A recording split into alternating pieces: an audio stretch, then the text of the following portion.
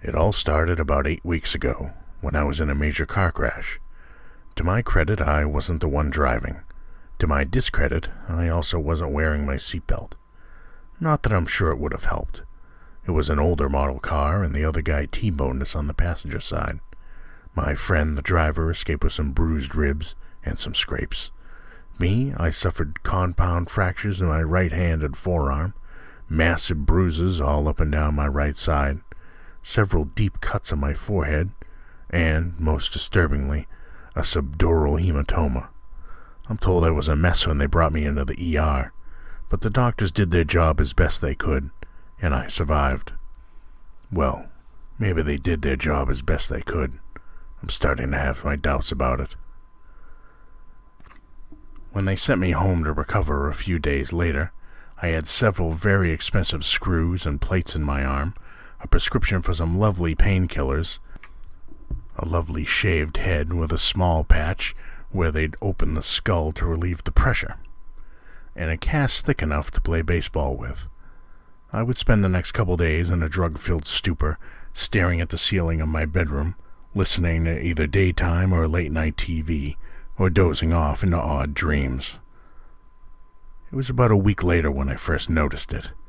I didn't have a whole lot of feeling back in my hand yet, as the nerves had taken a hell of a beating and were still mostly numb. However, it's kind of hard not to notice when your fingers decide to start twitching on their own. And I'm not talking the odd muscle spasm or cramp we all get from time to time. I'm talking full-blown clenching and unclenching and moving from side to side. The strangest part was I couldn't feel it at all. It didn't register in my brain that it was moving. It was like the hand belonged to someone else. This continued for a couple minutes before subsiding. Over the next couple days, it seemed to spread through the rest of my fingers, though all but my index and thumb were immobilized by the cast. Still, I could feel them torquing against the cast for a couple moments.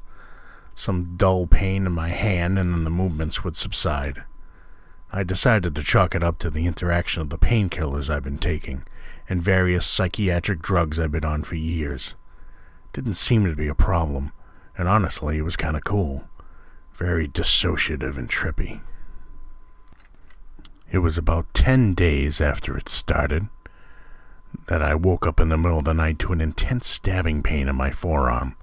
I fumbled for the light stand next to my bed, panicked, and when I flipped it on, it was several seconds before I regained composure enough to start trying to figure out what had happened. The first thing I noticed was a small trickle of blood from the bottom of the cast. Several other bloody spots had started to form on the cast, all in a line down my arm from my hand. When I looked back to the bed, I saw several spots of blood about where my arm had been resting, along with something else. It was very small, and I had to pick it up and bring it over to the light to get a better look.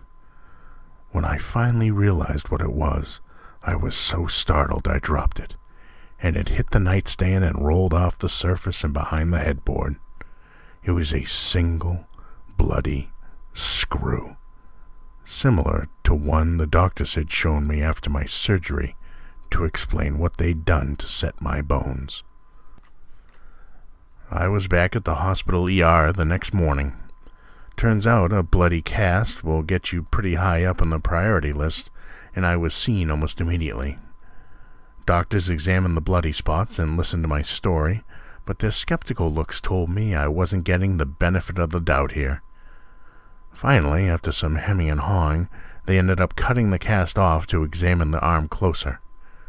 When they did, it was revealed that I had a long, thin scratch from the base of my wrist down to where the cast ended.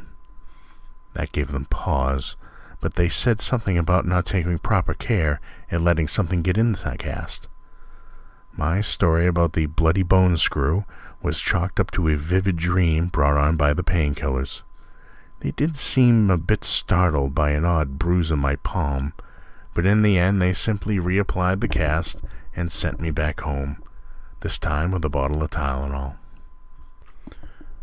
The next week and a half saw the weirdness of the whole situation increase. My hand was twitching almost hourly now, and the free thumb and index finger would sometimes pinch me as if possessed of a mind of their own. That's when I decided to get a second opinion from the hypochondriac's handbook, the internet. It didn't take long before I'd managed to track down my symptoms to a very specific condition, that of alien hand syndrome. This extremely rare condition usually follows some sort of brain trauma and is characterized by a complete dissociation from the activities of the given limb. These activities can include various rude gestures, violent acts, or other inappropriate motions. The condition is sometimes thought to be brought about by a suppressed personality taking control of the limb. Needless to say, this scared me shitless, especially when I found that there is no known treatment for the condition. At the same time, more weirdness ensued while I slept. Every other morning or so, I'd awaken to feel something jabbing me in the thigh and reach down to find another bloody bone screw. However, the trail of blood would now lead back to the open end of the cast just past my fingertips, and there was no visible blood beyond a few drops on the cast. I still hadn't regained much feeling in the hand or forearm, and was now starting to seriously wonder what was going on. A return trip to the hospital didn't help at all, as I was told I was being unrealistic. Alien hand syndrome, they said, was extremely unlikely with the type of brain injury I'd sustained. They were, however, concerned with new x-rays of my hand, which showed that the bones were not healing quickly, and they began discussing the possible need for a second surgery to reset them. I didn't even bother showing them the bag of bloody screws, now number a dozen, that I brought with me. I'm sure they would have rationalized that away as well, despite the odd bruising on my hand when they replaced the cast yet again. The next couple weeks are when things started getting downright terrifying. More screws showed up in my bed, along with 2 bloody metal plates pushed out the bottom of the cast, always while I was sleeping, until I was pretty sure that every piece of metal that had been put into my arm had been accounted for. And that's when spasms started to get really bad. There wasn't any pain, as I'd lost the feeling in the arm, but it was still noticeable. It seemed like the arm would pulse along its entire length, and sometimes I could hear faint organic squishing noises coming from inside the cast. This coincided with the hand really starting to act up. It seemed to have gained control of my arm up to the elbow, and would now raise itself up and knock things off my desk, jam itself against the door to stop me from opening it, or even scratch gouges in my thigh. I eventually resorted to using a homemade splint of duct tape and lengths of pipe to immobilize the arm. I'd cover the hand in several layers of socks to keep the exposed fingers from being able to find and bite flesh between its nails. Oh, I'd forgotten about the nails. The nails on the exposed hand, they always seemed to be too long. I'd tried trimming them for a while, but they'd always grow back the next morning. When the fingers started to seriously avoid the clippers, I just gave up. That had been the initial logic behind the socks, but it was also what some people may refer to as guy logic. Out of sight, out of mind comes close to the logic, but there was also an element of blind hope. Hope that it would miraculously solve itself. I couldn't maintain a normal sleep schedule anymore. Thanks to the odd noises and spasms coming from my arm, I would often awaken after passing out somewhere in the house to feel the hand straining against its bonds. What was more worrying was that it seemed to be getting stronger. While the weird noises and movements had gotten worse, I wasn't able to see the doctor anymore. It was partly fear of what they might find, and partly fear about what might happen if that arm somehow managed to get loose while I was driving a car. So I simply waited for the other shoe to drop. That all culminated in what happened last night. Well, this morning, technically. I awoke in the middle of the night to an odd series of stimuli. The sound of scratching fingernails and peeling tape. The feeling of my arm being torqued by something. I didn't want to turn on the light, but I did. I'm not sure why. I think I already knew, generally, what I would see. The sock taped to the end of the cast was still there, except there was now a hole through them. Extending through the hole was a single finger. Well, it had once been a finger, my finger, and what it was now, I don't think there's a word for. It looked like a normal finger with a neatly trimmed nail, a healthy skin color, unswollen and unblemished except for some short hairs on each phalanx between the joints. All 24 or so. It was now easily over 1.5 feet long. It was as articulated like no hand on earth had ever been. It had bent backwards over the hand, forming a nauseating loop of flesh, and was scratching at the edges of the tape with that neatly trimmed fingernail trying to peel it loose.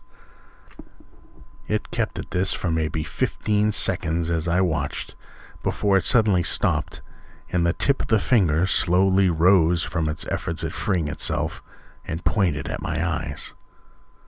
No, that's not right. That may have been what it looked like objectively, but I knew that it wasn't pointing at my eyes. It was looking me in the eyes. This hideous tendril-like appendage was looking me in the eyes. The next few minutes were a blur. I can only recount snippets. The muscles of my forearms straining against the immobilizing bonds. Me stumbling to my feet, screaming in stark, naked terror. The feeling of something else wriggling in the socks over my fingers. The sound of fabric beginning to tear. Me lurching across the room, stumbling and falling to the floor. The sight of rapid movement through the growing hole in the sock. My fingers on my remaining arm, feeling something solid and heavy under their grasp. Another frenzied series of movement, and when time slowed down again, I was slumped on the floor, a heavy weight in my left hand, a screaming pain in my right. I looked down to find a heavy-duty mag light I kept by the side of my bed for nighttime emergencies clutched in hand. Glancing right, I saw what I'd done. My elbow was bent at an odd angle, a series of heavy circular bruises visible where I'd used the butt of the flashlight to shatter it. The sock at the end of my arm was slightly bloody, and I could feel a twitching mass inside. The one finger that had worked its way out of the sock was writhing on the floor, several joints broken. I'd beaten my fingers to a pulp with the flashlight, but they still had life in them. I sat for a moment while I regained my wits. I ended up downing a couple of the remaining strong painkillers I had left, and by the time they've kicked in, I discovered that the tentacle finger had managed to pull itself back into the sock. Even then, I could still hear the viscous wet noises coming from inside the cast, and could hear the finger popping as they set the joints I'd dislodged. They're still at it.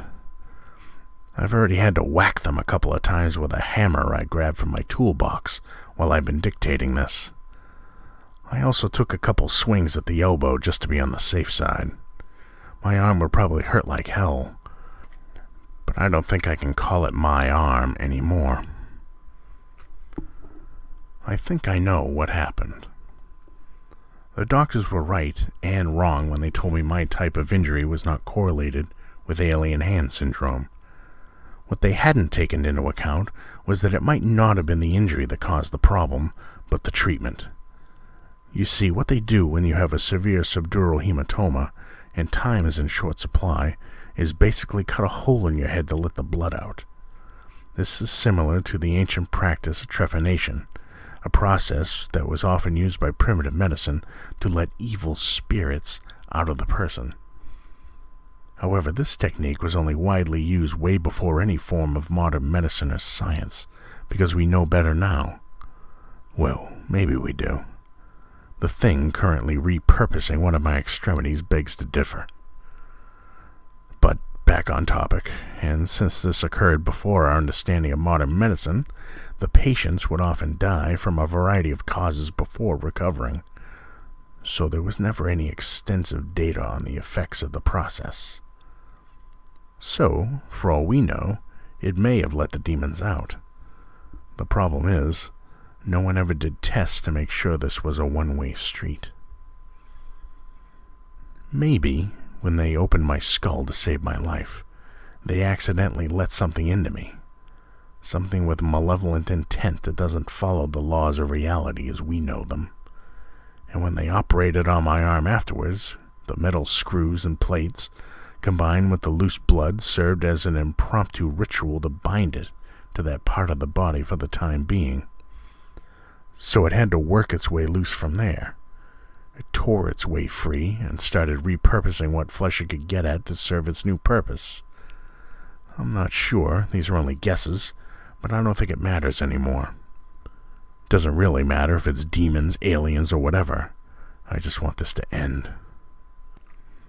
I'm filled with a strange sense of calm now.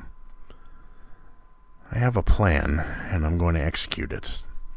I know that whatever is in my arm has to be stopped. But I also don't want to die. I'm not sure offing myself would even help. I don't think that the thing on my arm really needs me, judging by its behavior towards the rest of my body. So suicide or amputation are out. But I've hatched a plan. When I started telling the story, it was really just to kill time. When I do this, in order to survive, I need to make sure I'm somewhere people will see me and call for help right away. And that's what helped me arrive at the course of action I'm about to undertake. You see, the county is doing some long overdue maintenance on the trees along my street. I can already hear them going at it a couple doors down with chainsaws. Those saws aren't what interests me, though. What interests me is another piece of equipment they brought with them that I can hear running. A large, industrial-grade wood chipper. If I'm lucky, I'll be able to tear myself free after it gets to my elbow. And if not, well, I won't ever have to remember what I've been through.